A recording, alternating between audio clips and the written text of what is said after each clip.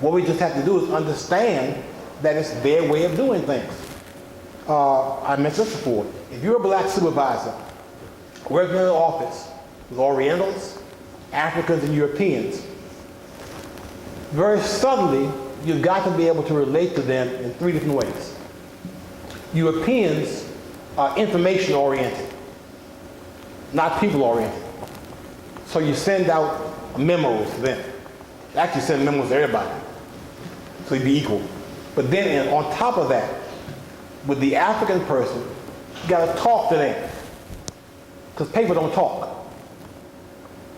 Humans talk. With the Oriental, they want to know, how does my part fit in the whole part? You know? If you just send the memo, Europeans will be happy. They read the memo 10 times if necessary. Black folk uncomfortable. You know, it's not that they're not intelligent, they can read. But they're not happy because nobody's talked to them. When I was EO counsel, Walter Reed, I have a case, I go talk to a young lady, she complained. I'd say, okay, now, are you making less money? Oh no, I'm making more than other secretaries, white secretaries. Is your title less than this? Oh no, I'm supervisor. What's the problem? Dr. Jones don't talk to me. He walked right past me, put a memo in my box. I go back to Dr. Jones. Dr. Jones, when you go past him, just discuss the memo with her. It won't be a real long, extensive discussion. Just talk to her a little bit. Okay? And she's happy. We have different frameworks, and it becomes important for us to understand that what we do is not less than what other people do. It's just different. And other people have different habits also. As humans, once again, if we become familiar with all these different habits, we can relate to more people. Koreans in the past did not do a lot of grinning and skinning when they were exchanging money. When they first opened stores in the Washington area, black folks thought they was evil because they didn't smile. They hired black psychologists. That's how intelligent they were. They hired black psychologists, told them, look, here's what you do. First of all, you got to employ one of them. They didn't think about that because they come from a group mentality. When they opened the store, they had everybody they needed. Europeans hire folks because they're looking for somebody to work for them. So the psychologist say, hire one of them. Keep them outside, you all going to be behind plexiglass. Keep them outside, you need a key machine. Stocking the shelves and do stuff like that. When people hand you money, smile at them. Make small conversation. How the weather? Cold today. Nothing really important, just talk to them. Now, I watched this. I was in the store the other day, tickled me. Black man walked up to the Korean woman called her mama. With the chauffeur mama-san. Black folk call Koreans mama-san and papa-san. Probably call their mother and father something that I can't even repeat here. But that happened because the Korean community had the intelligence to hire people to explain to them what black people were doing and how they thought. Yes, sir. I was going to ask, why were blacks basically oriented, talkative in relationship? Where did they come from? Why are we like that? It came out of our cultural background. It was important for us initially as human beings to learn to relate to each other. You probably, in the chapter we read for today, part of chapter 1 in Finch's book, he talked about how as chimpanzees and whatnot and groups of similar types of animals came out of the trees, it became important that they relate to each other more as a group for self-protection on the ground. So we developed, for us the relationship became the most important value. For Europeans, they had a much more stringent type of lifestyle. For them, getting information became more important. Relationship was not as important because with scarce food, you couldn't build a relationship with a whole lot of people because at some point, you could only deal with certain people you can feed. And in the Bible where it talks about, for this reason shall man leave his parents and cleave to his wife, what that's about is cutting down the number of family members. You have to leave your parents and cleave to your wife, because if you got her mother and father and your mother and father involved, that's what more people to feed. Asians left Africa, those who became Asians, left Africa, traveled long distances together. It was important that they take everything they needed with them. So maybe your job was to carry the seeds. If you didn't protect those seeds, when y'all got to wherever you was going, you didn't have nothing to plant. Somebody else had to carry water. Somebody else had to tend the horses. You know, everybody had a job. Every job was important to the success of the group. So they become more group-oriented. We'll talk about that more, and we'll talk about axiology. Egypt is critical to understanding of Africa and African culture for several important reasons. Among them, the following. Kemet was in a position of high culture for more than 3,000 years. I probably could say 5,000 years, but to be conservative, say 3,000 years. In contrast, the United States, as important as we think we are, has only been there 230 years. Egypt was there 3,000 years, good 3,000 years, in high culture. We've been there 230 years. I'm not quite sure we're in high culture. It's kind of low culture most of the time. I saw your president on the TV this morning. It's low and getting lower. Egypt is critical to understanding of Africa and African culture for several important reasons. Among which the following. The people of Kemet built and wrote in stone, and the things they created are still in evidence. Dr. Ben, I've seen Dr. Ben doing some things where he talks about when he goes to Egypt and goes to Jerusalem, goes to places like that. Christian historians will say, this is the place where Jesus was supposed to be buried. This is the place where so-and-so is supposed to happen. Something's supposed to happen over here. Something's supposed to happen over there. He says the most supposed to be place in the world. He said, I can take it, you say, here it is. So, right where it's been, okay? The Sphinx, still there. Pyramid, still there. Obelisk, you can touch it. Wall paintings, you can see them. Brother's back in the room, been to Egypt, he's seen the paintings.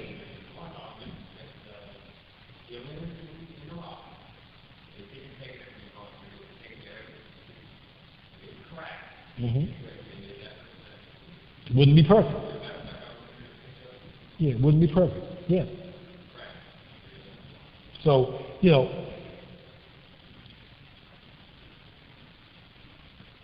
Egypt is typical of the cultural base that was true for all of Africa. Unfortunately, because other cultures in Africa did not write in stone, did not have that facility to write in stone, many of the things that they had as they were forced to move, either because they were migrating to find better times, or because they were migrating to try and get away from the Avengers, things got disrupted. Things got destroyed. Things got lost. In Egypt, even though things had gotten disrupted, gotten lost, even though the Museum of Alexandria was destroyed and countless papyri burned up, the stone has stayed. And so it's there now, still to be studied. Go back to the point from Brother a little while ago. One of the scientists who studied Egypt, who is often quoted, is a guy named Budge. When he found the book of Coming Forth by Day and Night in the tombs, because he found it in the tomb, he called it Das Totenbuch, in German, the Book of the Dead. He named it before he could read it. He named it before he could read it. Later on, when he could translate what he was reading, he recognized it was not called the Book of the Dead. It should not be called the Book of the Dead. It's called the Book of Coming Forth by Day and by Night. How you live. Unfortunately, that name is stuck with us. He also found certain passages in the book which he called the negative confessions. What I found with Europeans, some of them are very good. Most of the time, because Africa is so different from what they're used to, they almost consistently get stuff backwards. Okay? He called it the negative confessions. Well, let's think about that. What is a confession? A confession is in the middle of guilt, yes? That's right. That's it. So a negative confession should be a proclamation of innocence.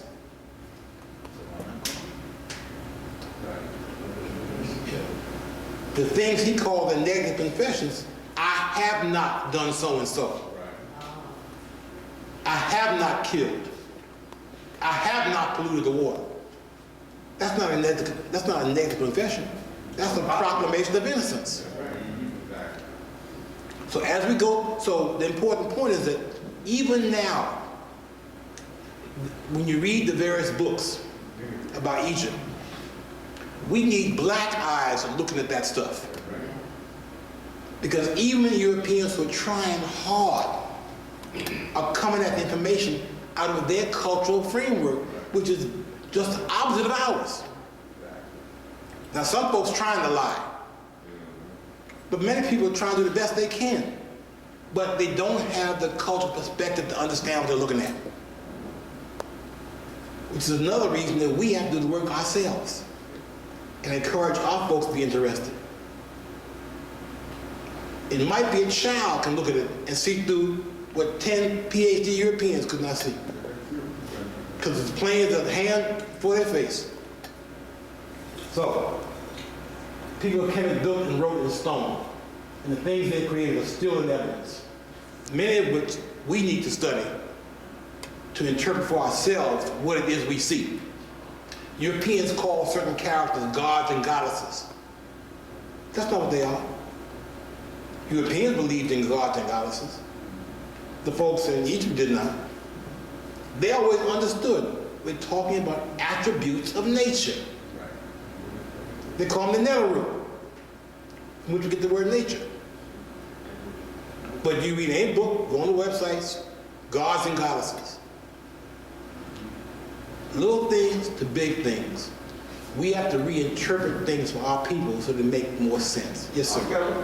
Could you say that's one of the things that we suffer in our society, being being a victim of white supremacy, right? Yeah. Interpreting things that We believe what they say. Exactly. Yeah. Exactly. I just want to make that comment. Yeah. I've been in groups now, we didn't find a word, and some white person raised their hand and said, you can't do that. I'd say, please keep up. I just did. Please try to keep up. I just did. You know, I got the right to do what I want to do.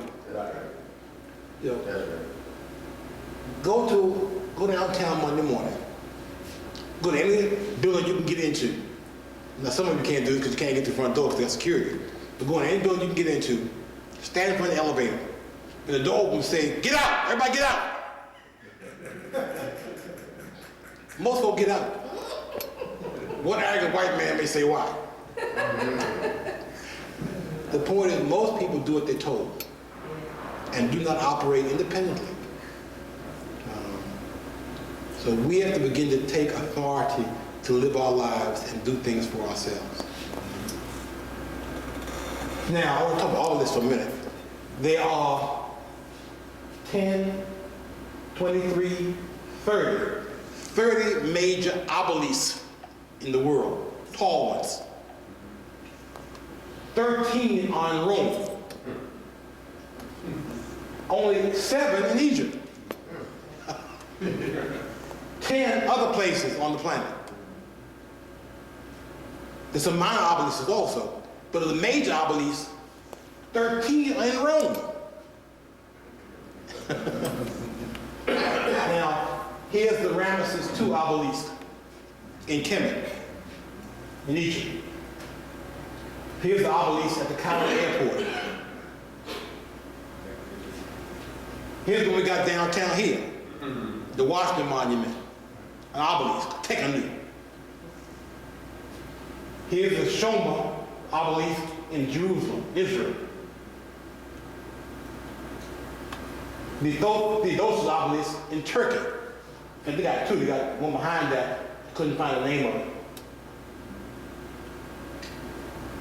Here's the obelisk that stands in the center of St. Peter's Square. Not a cross, not the throne of Peter. An obelisk in the center of St. Peter's Square. An African monument, huh? Yes. Now also,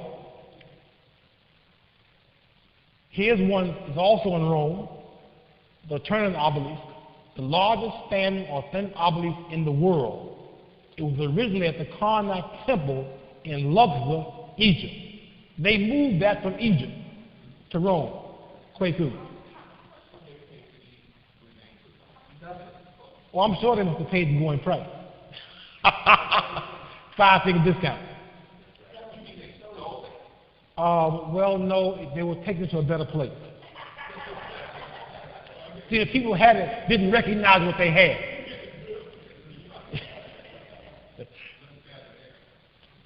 Also in Rome, the Flaminian obelisk, this obelisk was originally erected at the Sun Temple, Heliopolis, then the capital of Egypt. Here's another one they moved from Egypt, also in Rome. Here's an obelisk in the Place de Concorde in France. Here's Cleopatra's Needle in Central Park, New York. Are you beginning to understand how important Egypt is? Right. Okay. Here's Cleopatra's Needle in London, England. Back to St. Peter. Here's St. Peter's Square.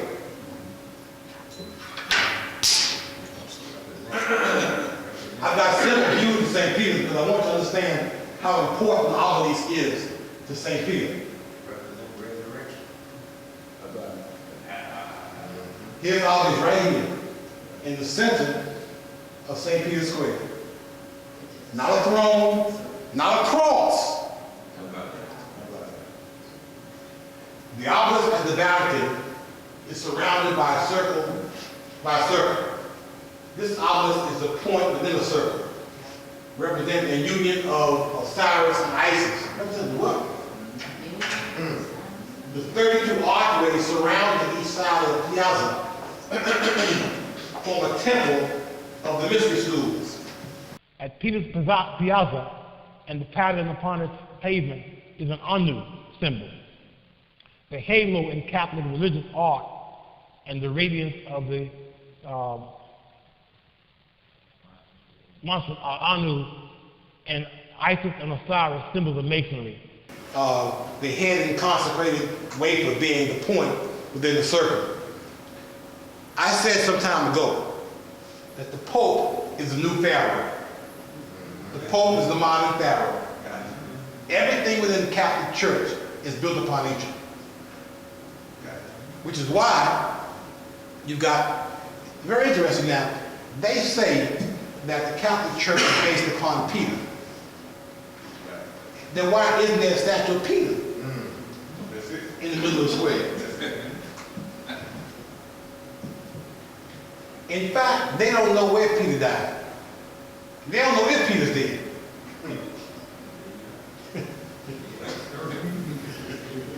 Here's a map of the Vatican. I put this one here because I wanted to show that it's oriented to the east. Now I couldn't find at that point a map that had north, south, east, and west on it. But here it is again. Often I found when you're trying to find stuff like this, people are very careful to leave out critical information. Some folks might recognize what's going on if they saw the points of the compass clearly indicated on the drawing. Usually when you see maps, Don't you see north, south, east, and west? Oddly enough, neither of these two had it, okay? I had to go and find another drawing and put the orientation on myself. This is east, going down this way.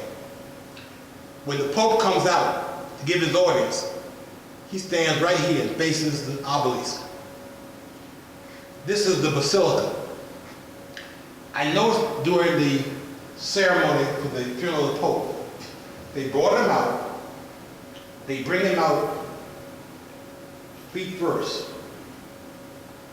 They land on the funeral pyre, they pick it up and carry him out feet first. When they got to the front of St. Peter's, the last thing they did, they turned him back around so his head was pointed to the obelisk, pointed to the inside. Oh, this is a stylized obelisk. The Eiffel Tower. Church steeples are modified obelisks.